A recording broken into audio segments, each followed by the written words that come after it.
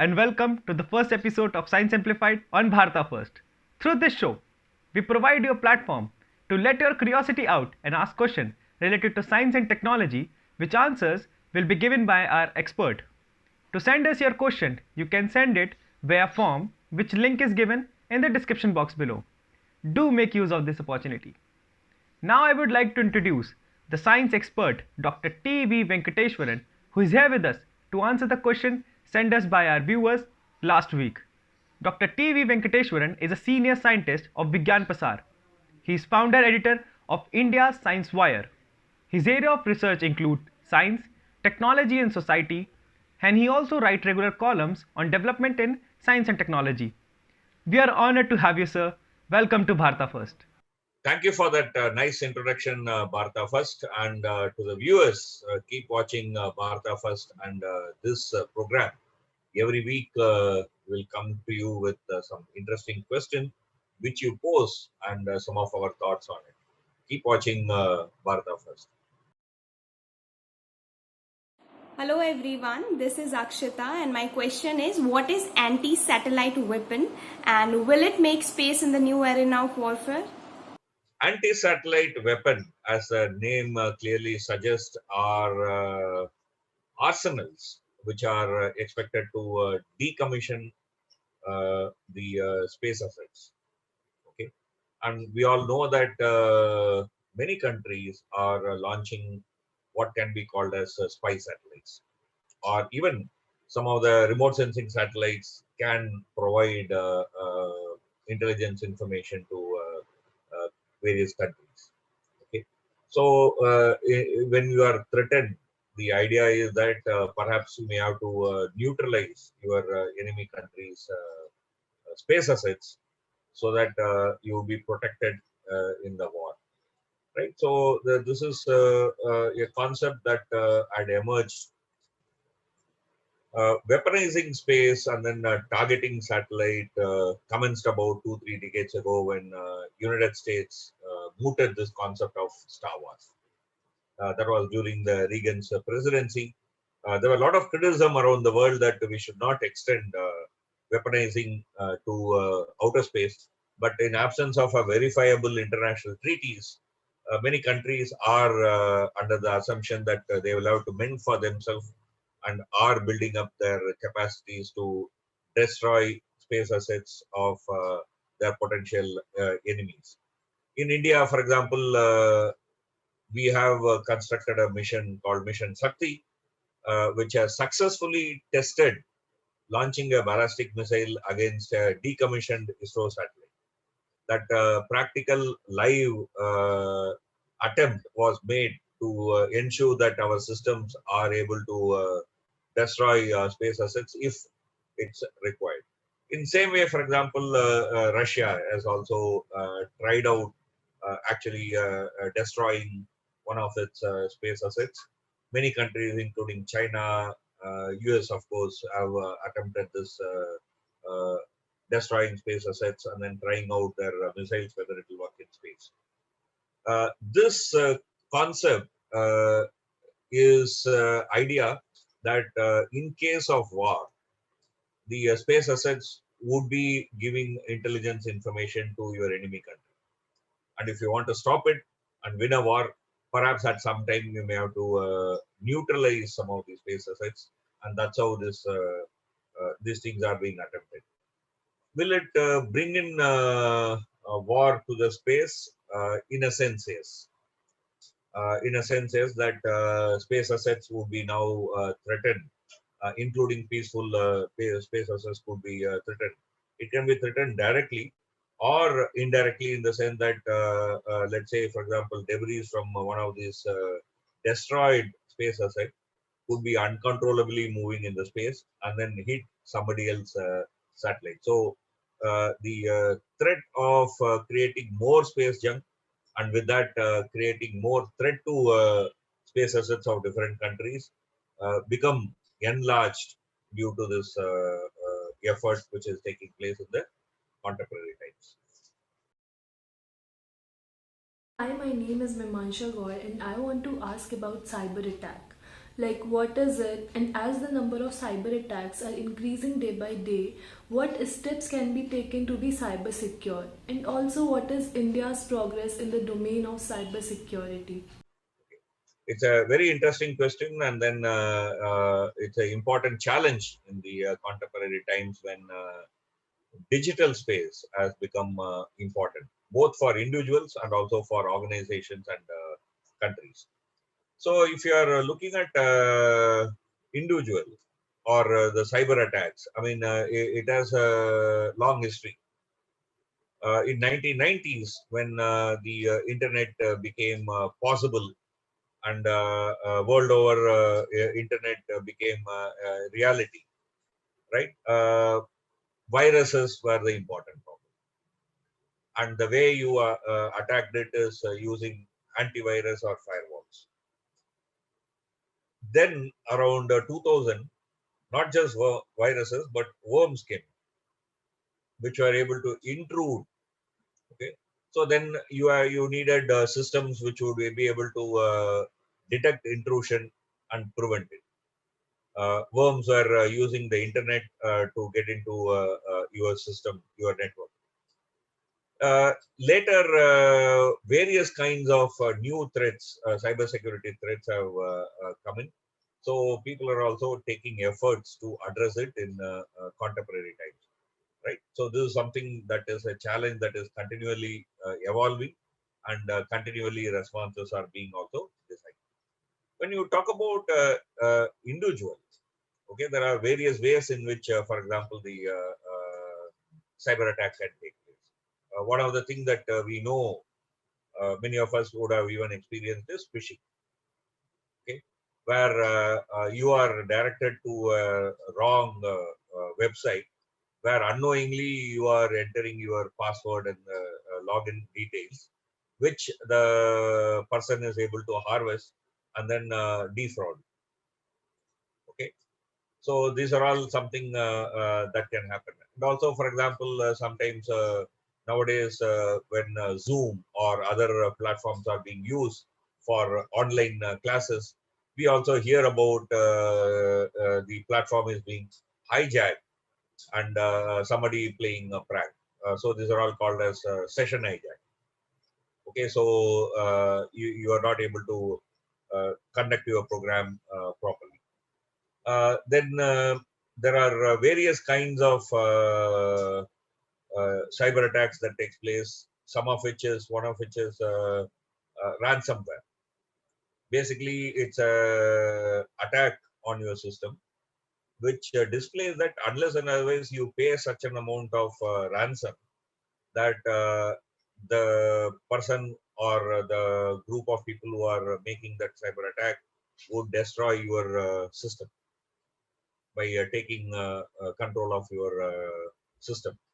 So it is something equivalent to kidnapping, but here you are not kidnapping a physical person, but you are kidnapping a system. And if you are a person who had put in quite a lot of information and all your work in your system, you would not like to lose it. I mean, individuals, we may not feel so threatened, even if it is doing, but organizations might have years of record, their documents, which they may need in future, right? So it's a big challenge that is emerging in contemporary time. So the way, for example, a cyber attack happens is that first the hackers or people who are trying to mount a cyber attack do reconnaissance. Okay, they gather information. Then they actually conduct an attack either by sending a virus or a worm or a innocuous looking software which enters into our system. Okay, through which they are able to expand, like say for example listen in the background whenever you are typing your password, your login details, it is able to capture and give it. Okay, and then at some time for example the attackers are also able to cover up their track, that you are not able to trace back who is attacking from where, right? So today if you look at it, various kinds of cyber attacks are taking place, which includes stealing of personal information, or maybe taking away certain explicit photos or details that you have stored in your system and using it to blackmail you or abduct your system, as I was saying, right?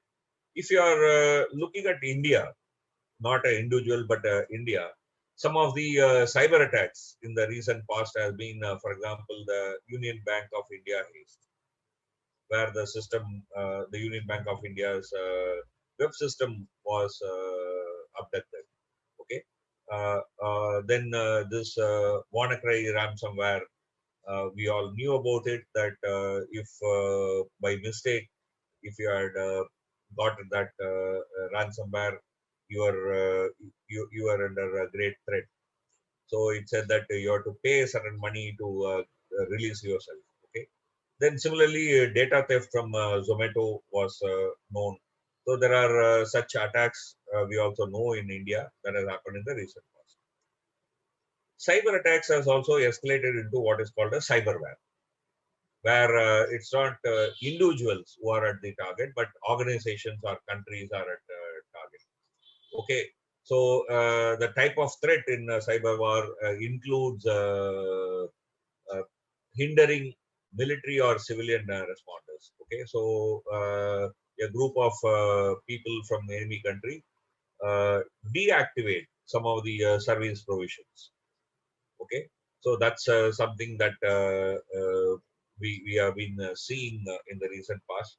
Then industrial espionage, where your organization's system network is breached, and then the intellectual property from that organization is stolen, right? So similarly, there have been attempts to disrupt public services, healthcare, power, water. Okay, so causing sudden power shutdown, right? Some of these are also known to have happened. Another major attack is in the financial institutions. That is, you disrupt the banking service, online transaction, or even stock market through cyber war. Okay, so these are all something known to have happened in internationally. With India becoming more digital, we are also getting into that space. So what do we do? How do we protect ourselves? Number one is back up your data, so that your even if your main system is gone, that you won't lose your data. You can get back. So that is something that we all need to practice, right, in a systematic way, so that we don't lose our data by this kind of attack. Second, keep your operating system up to date. Okay, so the operating systems releases newer version when new threats come in. When people find out that loopholes in the operating system, they try to plug in. So updates are put out by your operating system firms. So download and update your operating system on a systematic basis. Many people, for example, think that your mobile phone, you don't need to upgrade your operating system. That's wrong. Mobile phone is very similar to a computer, so it's also uh, open to virus attack. Okay, so even in a mobile phone, you need to update your operating system, and wherever possible, install a good antivirus software. And next is keep a tab on the passwords that you are using. Number one, keep changing your password. Second, choose a unique password. That is not passwords connected with your personal information, but something very, very different. You know, something that people may not be able to easily associate with you, so that password theft is not easily possible. When you are into online banking or online financial transaction or anything of that kind, set up two-factor authentication. Okay, nowadays most of the such services offer you that two-factor authentication, but it's been that it's not only that you put a password, but then the system generates and sends you a unique ID to your mobile or email, which again you will have to enter to complete your transaction. Okay, so such kind of two-factor authentication is important. Then whenever you are setting up recovery answers, don't use your personal information. Use something that you will remember, but not linked to you directly. For example, if you are going to put your school name as recovery answer, today, I mean, your school name can be very easily found out from, for example, your social media account. Okay, so it's better to use something that will not be connected to you in the recovery answer, so that you can be safe. Similarly, when you are using free Wi-Fi networks,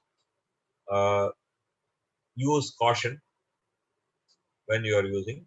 And similarly, be smart with social media. Don't share information unnecessarily, and don't give out your personal information. And one important stuff is that check your account statements on a regular basis. So it's not like after many months you come to know that you have been frauded.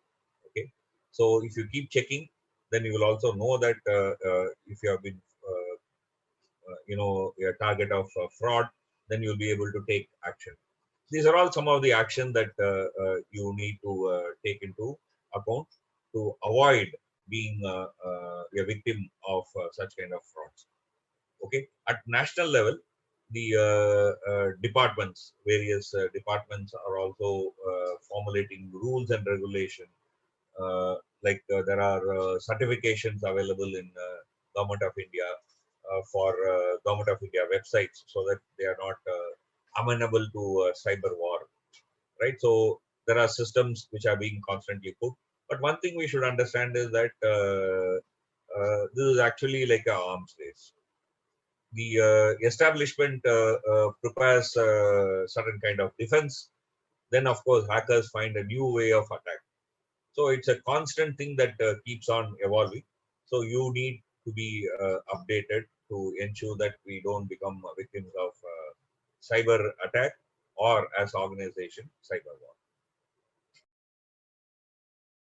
Myself, Prashant, I had completed my master's from University of Agriculture Science, Bangalore, presently working in Karnataka State Agriculture Department. For this week, I would like to ask question on what is RNA technology, how do modern mRNA vaccines work? We all have heard of DNA, right? I mean, it's a genome that's there in our human cell, all mammalian cell. Okay, RNA is a kind of genome which is slightly different from DNA. DNA is a double helix, right? But whereas RNA is only one strand. That's most important difference between a DNA and RNA. Second important difference is that whereas in DNA, the code is in what usually we will call as ATGC, adenine, thymine, guanine, and cytosine. But whereas in RNA, you don't have thymine, but you have uracil. That is, instead of T, you have U. Okay, so that's one important difference between DNA and RNA. And the RNA vaccines work actually by, if you're looking at a virus, like, for example, novel coronavirus, its genome is RNA. So you take one part of that RNA, let's say, for example, the code for spike protein, which is the usual target in vaccine. And then you put it in, let's say, another virus, very non-disease causing virus. You attach that piece of RNA from the target virus, let's say novel coronavirus. Then you introduce that into the vaccine. So when you are injected with this RNA, okay, vector, the virus enters your body, and then your body starts producing antibodies and T cells. Antibodies and T cells are immune responses. Okay. So once your body knows to produce antibody and T cell, when your actual attack from a virus takes place, your body already has this antibody and T cell, so it doesn't allow that actual infection to take place. Okay, so that's how RNA vaccine is developed. Good morning, sir. I am Pragati Bharti. My question is, what is antimicrobial resistance? What impact will it have on global health security in near future? What steps are required to minimize its impact? Thank you. Antimicrobial resistance is one of the important challenges in contemporary times. So let's first understand that how it emerges. Let's take the case of, for example, bacteria, because when you're talking about microbe, the microbe can be bacteria or other kinds of germs, right? So let's take the case of bacteria. Let's suppose, for example, you are having a disease caused by a particular bacteria, okay, which means that your body will have multiple copies of that bacteria. That's what is essentially infection. If there is only one bacteria inside you, it's not going to cause disease. There is going to be lakhs, crores of millions of bacteria in your body, and then that's why you are having a disease. When you have a million copies of bacteria, a particular bacteria, not all the copies are going to be exactly same, right? Like you and I differ.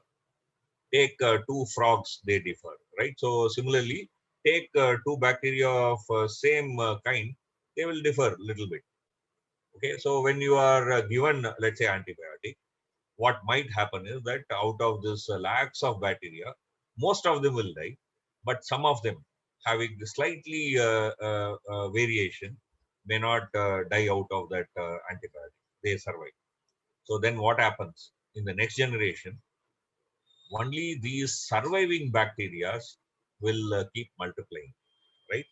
And they did not die because they were able to resist the antibiotic, right? So now this new set of bacteria which have become larger in numbers cannot be controlled by that antibiotic. That's, for example, the emergence of antibiotic resistance. Similarly, in microbes also the same thing happened, and then you have antimicrobial resistance. Okay, so drug-resistant bacteria emerge over a period of time. Okay, so same thing happens in when you're talking about microbes, not just let's say bacteria. It can be parasite like malaria, virus like HIV, okay, or fungi.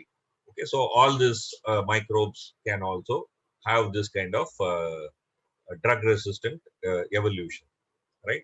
So then what is the challenge? So which means that the drug that we were using till now will become ineffective when a drug resistant form emerges. Okay, so that's why, for example, for malaria, you need to find new drugs almost every 10 years, because by then your drug resistant malaria has emerged and become dominant, and it is not treatable with your existing antibiotics. So you need to develop newer and newer antibiotics. This is like a arms race. I mean, you develop a new antibiotic, the microbes evolve. The microbes evolve, you develop antibiotic. So it's like an endless game where both are running to keep the foothold. What is the challenge of emergence of anti, I mean, microbial resistance? Okay, look at this case, like in India, one child die every 9 minutes because of a infection caused by antibiotic resistant bacteria, right? So world over, it's a major threat. Okay, if you are looking at US, close to about 14,000 patients die in a year because of antibiotic resistant germs have emerged. Okay, so it's a global threat. So what do we need to do? We need to ensure that we don't abuse antibiotics or antimicrobials. Okay, not use it when you can actually avoid it. Second, never use it unless otherwise a medical professional prescribes it. Third, whenever you are given a course, complete the course. If you leave midway, then that permits a chance for drug-resistant microbes to evolve. You might think that, oh, I got cured after taking this medicine for 2 days. That's enough. No. If the course is for 5 days, complete the 5 days. Right? So that's very important to do. Both as society and as individuals, we need to be using antimicrobial drugs in a judicious manner. Then we will be able to keep the evolution of drug-resistant forms emerging under check.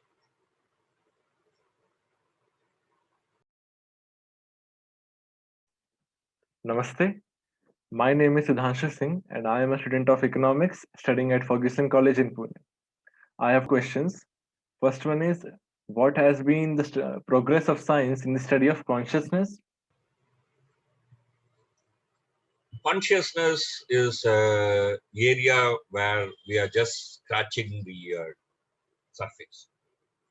We can't say that even with the advancement in modern science, we have understood a lot.